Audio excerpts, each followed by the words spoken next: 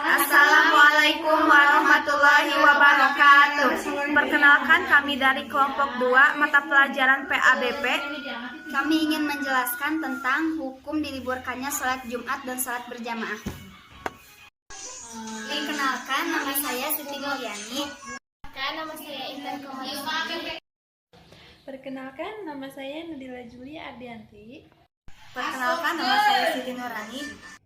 Di sini saya akan menjelaskan fatwa yang dikeluarkan oleh Majelis Ulama Indonesia terkait diliburkannya sholat Jumat dan berjamaah di masjid. Dalam situasi pandemi COVID-19 yang terjadi saat ini, para ulama mengeluarkan fatwa bagi setiap muslim untuk tetap melaksanakan sholat di rumah.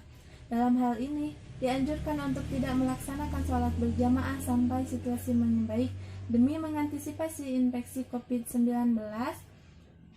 Apabila di daerah tersebut berpotensi penularan virus corona yang sangat tinggi, maka dihimbau untuk tidak melaksanakan sholat Jumat dan diganti dengan sholat zuhur saja yang dilaksanakan di rumah masing-masing. Fatwa yang dikeluarkan oleh Majelis Ulama Indonesia tersebut didukung oleh sebagian ulama, salah satunya Kiai Haji Abdullah Gimnastiar atau biasa disebut dengan Agim. Beliau juga menyerukan kepada para muslim untuk tetap mengikuti fatwa tersebut demi mengurangi penularan virus corona. Maka dari itu, bila tidak memungkinkan untuk sholat berjamaah di masjid, laksanakanlah sholat di rumah saja. Insya Allah, niat dan kebiasaan kita ke masjid akan mengalirkan ladang pahala yang sama. Bukannya ragu atas janji Allah, kita tidak melaksanakan sholat berjamaah, tetapi ini semua tanggung jawab kita bersama selaku muslim untuk menjaga setiap celah penularan virus tersebut. Agim juga mengatakan bahwa sekarang ini pintu masjid tertutup, tetapi pintu rahmat Allah senantiasa terbuka. Pintu rahmat Allah tidak pernah tertutup selama hambanya beribadah dengan benar dan mengharapkan perlindungan hanya kepadanya. Maka dari itu, kita tidak perlu ragu untuk mengikuti fatwa yang dikeluarkan ulama kita demi mengantisipasi penularan virus tersebut yang sekarang ini sedang terjadi demi kebaikan kita bersama.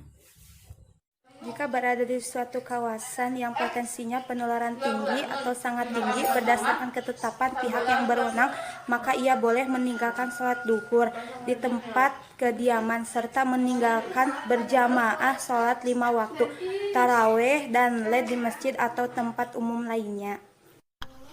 Orang yang diputuskan oleh instansi khusus untuk diisolasi, maka dia harus berkomitmen akan hal itu dan tidak menghadiri sholat berjamaah dan sholat Jumat. Dia menunaikan sholatnya di rumah atau di tempat isolasinya.